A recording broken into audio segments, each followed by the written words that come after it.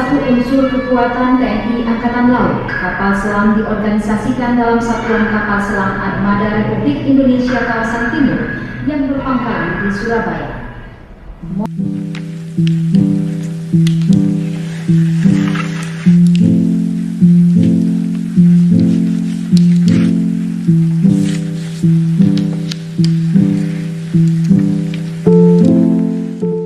Assalamualaikum warahmatullahi wabarakatuh. Halo teman-teman, perkenalkan kami dari kelompok 1. Di sini kami sedang berada di salah satu ikon di Surabaya, yaitu Monumen Kapal Selam. Tujuan kami di sini adalah untuk mengulas informasi serta sejarah dari Monumen Kapal Selam sendiri. Sebelumnya, perkenalkan anggota kami, yaitu yang pertama Brandon Mabrinang Al-Jaudin, nomor absen 6.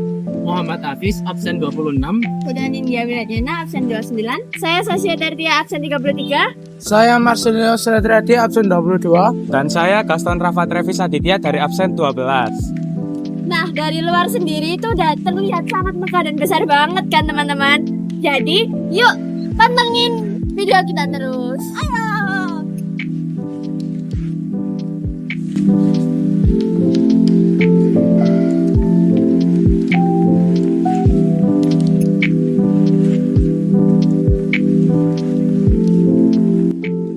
Baik, di sini saya sudah memasuki ke dalam Monumen Kapal Selamnya, dan di sini saya sudah dengan salah satu narasumber yang akan kita tanya-tanya tentang Monumen Kapal Selam ini. Boleh perkenalan? Saya Kumala, saya pemandu dari Monumen Kapal Selam Surabaya. Baik, untuk pertanyaan pertama, apa saja fasilitas dan daya tarik wisata yang ada di Moncastle saat ini? Jadi untuk di Monumen Kapal Selam Surabaya ini kita mempunyai fasilitas yaitu masuk ke dalam kapal selam ini. Kita juga ada untuk anak kecil, ada kolam renang sekaligus permainan. Di situ kita bisa nonton video tentang sejarahnya kapal selam. Oh, jadi begitu ya. Oke, langsung saja ke pertanyaan kedua. Siapa yang menggagas pembangunan Monumen Kapal Selam di Surabaya?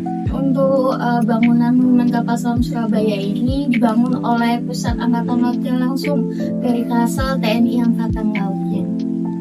Oke, terima kasih. Terima kasih kembali. Baik, untuk pertanyaan selanjutnya, pertanyaan ketiga, yaitu kapan KRI Pasopati 410 mulai beroperasi sebagai kapal selam yang aktif? Untuk kapal selam ini adalah kapal selam pertama yang dimiliki oleh Indonesia. Untuk pertama kali operasi dia tahun 1962 sampai selesai tahun 1989. Dan pertama kali ini ada kapal selam untuk perang melawan Belanda berbentuk triangular. Oke, selanjutnya untuk pertanyaan keempat nih. Di mana sih tempat lokasi Monumen Kapal Selam di Surabaya ini? Jadi Monumen Kapal Selam ini tempatnya berada di tengah kota Surabaya, yaitu dekat di Mall Plaza di Jalan Pemuda nomor 39. Untuk pertanyaan yang kelima, mengapa KRI Pasopati 410 dipilih untuk dijadikan monumen? Karena ini punya sejarah penting KRI Pasopati ini, dan ini kapal selam pertama yang dimiliki oleh Indonesia. Baik. Dan untuk pertanyaan terakhir yaitu bagaimana kondisi kapal selam ini tuh tetap terjaga sampai sekarang? Jadi untuk menjaga kondisi di kapal selam ini kita melakukan rutin pembersihan. Seperti seminggu 2 kali kita melakukan pengecekan juga jika ada kayak seperti kotor atau untuk cat-cat yang rusak kita selalu langsung melakukan pembersihan ya. Moncastle ini dulunya adalah sebuah kapal selam asli. Namanya yaitu KRI Pasopati 410. Kapal ini buatan Uni Soviet pada tahun 1952 dan resmi bergabung dengan armada TNI Angkatan Laut Indonesia pada tahun 1960-an. Kapal ini punya peran yang sangat penting, terutama pada saat Operasi Trikora. Operasi Trikora sendiri yaitu operasi besar untuk merebut kembali Irian Barat dari tangan Belanda. KRI Pasopati 410 ini beroperasi dengan misi rahasia di lautan yang sangat luas.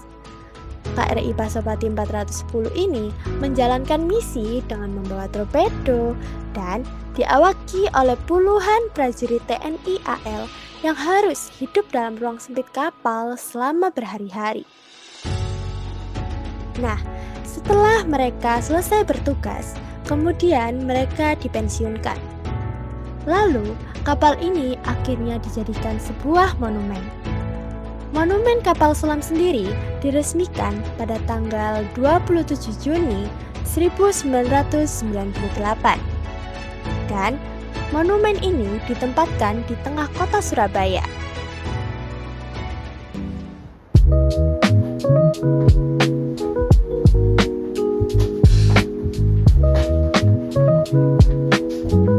Dan kita sudah ada di dalam kapal selam. Di sini terpampang tokoh-tokoh mantan pejabat komandan KRI Pasopati 410. Oke, jadi di sini adalah tempat tidur perwira. Di sini juga ada almari pakaian yang biasa digunakan untuk penyimpanan perlengkapan dinas perwira.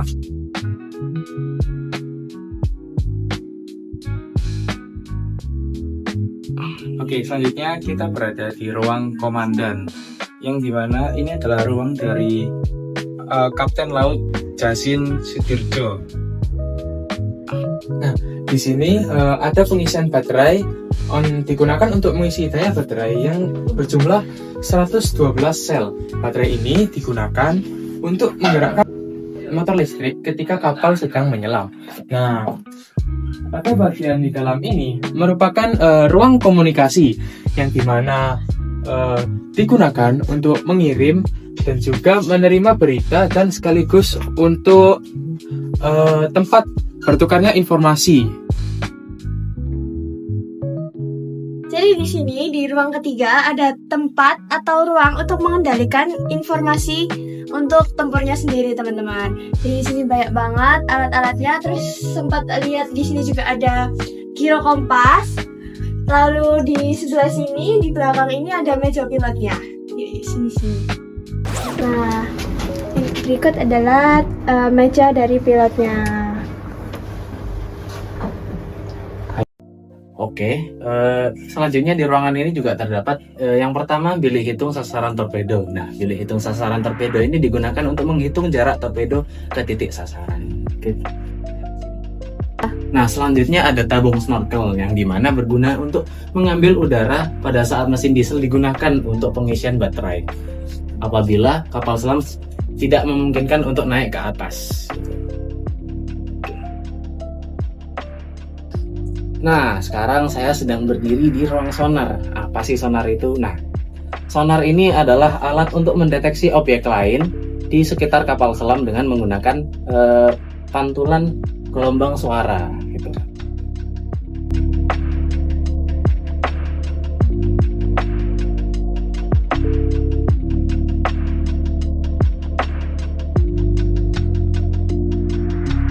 Ya, baik. Selanjutnya di sini ada ruang radar. Ruang radar sendiri itu berfungsi untuk mendeteksi objek lain pada saat kapal bernavigasi di atas permukaan.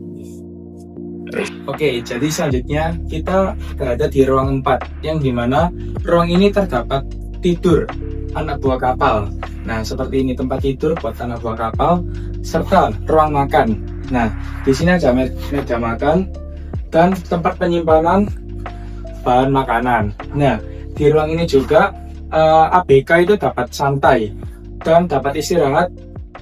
Oke, selanjutnya ikut saya di bagian kiri ini terdapat peralatan bantu seperti kompresor udara dan konverter listrik.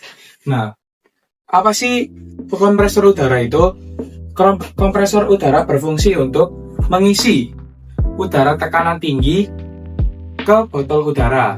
Oke, selanjutnya di sini juga terdapat dapur. Nah, selanjutnya di bawah ruangan ini juga terdapat ruangan baterai grup 2 dengan jumlah 210 sel. Nah, kita sudah masuk di tempat baterainya dari kapal selam ini. Di sini terdapat sebesar ini, itu adalah mesin diesel 2000 PK. Ini berfungsi sebagai penyuplai atau chargingnya kapal selam ini. ini bisa digunakan selain untuk menyelam di permukaan laut juga bisa untuk charging kapal ini. Makanya ini adalah hal yang paling utama bagi kapal ini. Oke, sekarang kita sampai di ruang 6. Di ruang 6 ini terdapat 2 motor listrik yang berguna untuk menggerakkan baling-baling dan untuk pengisian baterai juga. Motor listrik ini juga dapat berfungsi bila diputar oleh tenaga listrik atau listrik penggerak, propeller, dan bila diputar oleh diesel pokok sebagai generator, maka berfungsilah untuk pengisian baterai. Nah, di ruangan ini juga terdapat motor ekonomi. Motor ekonomi ini berfungsi sebagai motor atau pendorong yang digunakan untuk menghindari deteksi sonar kapal lawan dengan kecepatan 2-3 knot. Nah, selanjutnya pada ruang 7 ini terdapat pintu keluar atau masuk ABK. Nah, pintu ini digunakan untuk pintu darurat atau emergensi apabila kapal selam ini tenggelam. Nah, di sini ada pompa hidrolik. Nah, pompa hidrolik ini berfungsi untuk mengubah energi mekanik menjadi energi hidrolik. Nah, energi hidrolik ini digunakan untuk menciptakan aliran dan tekanan yang dimana digunakan untuk mengangkat beban-beban berat dan untuk menggerakkan berbagai komponen. Selanjutnya ada peluncur torpedo. Nah, peluncur torpedo ini berfungsi untuk meluncurkan torpedo menuju sasaran. Jadi sebagai alat senjata.